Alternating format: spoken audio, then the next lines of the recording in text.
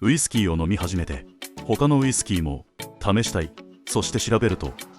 今は世界中にたくさんのウイスキーがあります。数千箇所の蒸留所がそれぞれ数本リリースしていて、これから数はもっと増えていきます。たくさんあって迷っちゃう。どうやって選べばいいんだ。迷っちゃうのは当然です。だからレビューを見る人もいるはずです。最終回はシンプルな選び方をご提案します。それは2つの国から探してみることです。これは世界のウイスキーの輸出量の推計値ですが、スコッチとアメリカのウイスキー、ほぼバーボンですが、世界の半分以上を占めています。だからよく目にするわけです。スコッチとバーボンの特徴を知ることは、世界の半分以上の特徴を理解できるというのは大げさですが、そのくらい身近にあるので、早めに試しておくと比較軸になってくれます。例えばコカ・コーラを飲んでからペプシコーラを飲むと、似ているけどちょっと違うのが分かりますよね。そして次にスプライトを飲むと、これは違う系統だと分かると思います。これが比較軸の効果ですね。そしてこれ2つの国を知るだけではありません。ちょっと面白い話をします。例えばスコッチとアイリッシュの話ですが、19世紀アイリッシュウイスキーのメーカーがポットスチルを使わないスコッチのグレーンウイスキーをわざわざ本を書かせて批判しました。この当時アイリッシュウイスキーの有力者にジェムソン家の人物がいました。このジェムソン家はスタイン家と血縁関係があり、スタイン家は連続式蒸留機の発明者、ロバート・スタインのスタイン家です。親族の偉大な発明を海の向こうからがっつり批判したようになったわけです。こうした経緯もあってアイリッシュはポットスチルを重視する傾向があり、日本も竹鶴氏がスコットランドで学んだのでスコッチに似たウイスキーを作ります。つまりスコッチの特徴を知ると部分的に関係が深い日本やアイリッシュの傾向も把握しやすくなります。アメリカとカナダの関係も面白いです。この両国のウイスキーも面白い歴史があり、それがあるカポネ氏に代表されるギャングと禁酒法に絡む話です。アメリカは禁酒法が制定された時期があり、ここでアルコールが飲めなくなりました。左のインパクト強めのご婦人は禁酒運動のために斧を持って酒場に突撃し破壊活動をしたキャリー・ネーションさんです。店で飲んでる時、この人が入ってきたら普通に怖いですよね。ここで普通に作って売っているカナダから酒を密輸したのがマフィアですが、この話は実にシンプルです。禁酒法が制定された時、ある人はこう考えました。そうだ、カナダに行って飲めばいいじゃんか。それを見てギャングの方は考えました。そうだ、カナダから密輸すればいいじゃんか。ある漁師さんは考えました。そうか、魚なんて取るのをやめてウイスキーを積んで帰ればいいじゃんか。それを取り締まる警察官の一部はこう思いました。なんてことだ、だったら俺が手伝っちゃえばいいじゃんか。という感じで本当に大変だったそうです。この時カナダのウイスキーが重宝されて、禁酒法撤廃後もストックで一気に市場を取りに行きます。コーン栽培に適した国でコーンをうまく蒸留できるスチルを使い、メインの消費者もアメリカだったので、両国のウイスキーも似た特徴を持っています。こちらもアメリカの特徴を知ることで部分的にカナダの特徴も知れると言えます。そしてカナダはスコッチとも関係が深いです。禁酒法でアメリカに売れなくなったスコッチの中継地点としてカナダの存在感が増したのですが、そこでカナダのメーカーは自分たちでスコッチを作ろうと動きます。それは何年頃だったかというと、1930年から40年頃です。かなり昔からスコットランドへ上陸しており、バランタインやシーバスリーガルがカナダの系譜でした。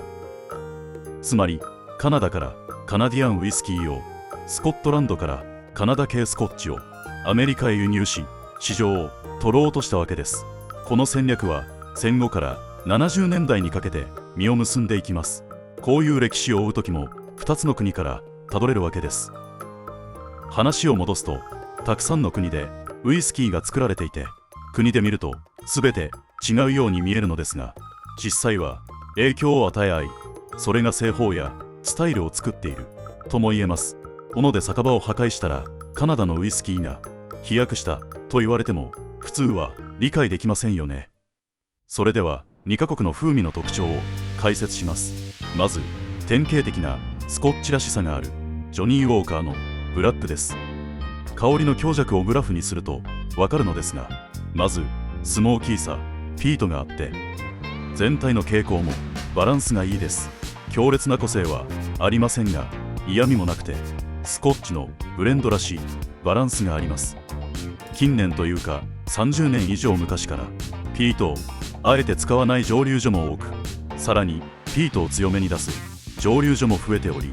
程よいピートはそこまで多くありません。このボトルはその中でかなり出来が良くて、コンビニにも小さいサイズがあり試しやすいです。それだけではありません。割って飲む時もバランスが良くて、ハイボールで飲む時にもピートのスモーキーさと樽っぽいアクセントがあり、マップにすると中央付近と言えます。つまり割った時もスコッチらしさがあり、似たバランスのスコッチも今は少数派です。いろいろ飲む時座標になってくれるボトルの一つで、選ぶ時や自分の好みを探す時、比較の基準があるのは便利だと思います。次はアメリカバーボンです。このボトルおすすめ側なのですが、度数が高いので飲みづらさもあります。今回はあくまでバーボンの傾向の紹介として見てください。これも香りの強さに特徴があり、スコッチと比べると突き抜けたキャラメルっぽさがあります。これがバーボンの典型的な特徴の一つで、さらにフルーツやハーブなどの特徴もバーボンらしいです。しかしきつめのアルコールっぽさが飲みづらさになるので、ビリビリ感も強いです。実はもう少し安くて度数の低いものを探したのですが、キャラメルっぽさが昔のバーボンよりも抑え気味で、現代では3000円くらいから入れてくるっぽいです。そしてその価格帯だと度数が高いボトルが多いです。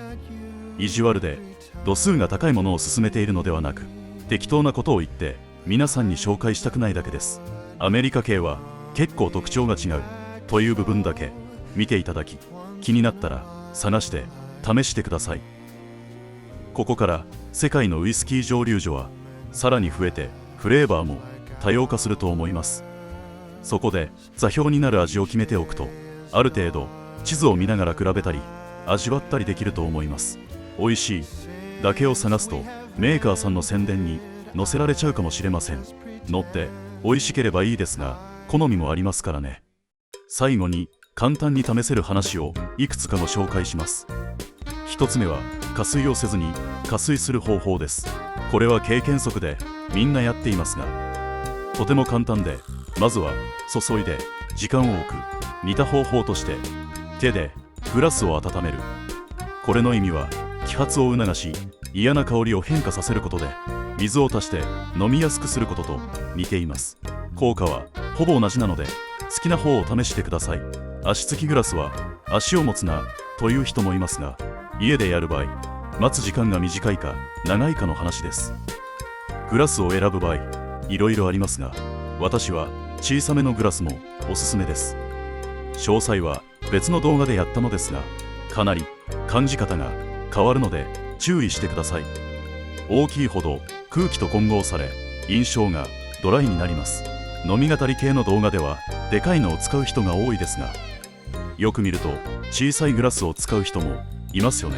あれは理由があるという話で、どちらが正しいかではなく取りたい香りが違うわけです。そしてハイボールを飲む場合、コリンズグラスもおすすめです。シンプルに用途に向いたグラスで細かい話を割愛すると炭酸が抜けづらいので少し印象が変わると思います。あとは飲む量もコントロールできますかね。複雑だからこそウイスキーは違いを楽しめるかもしれません。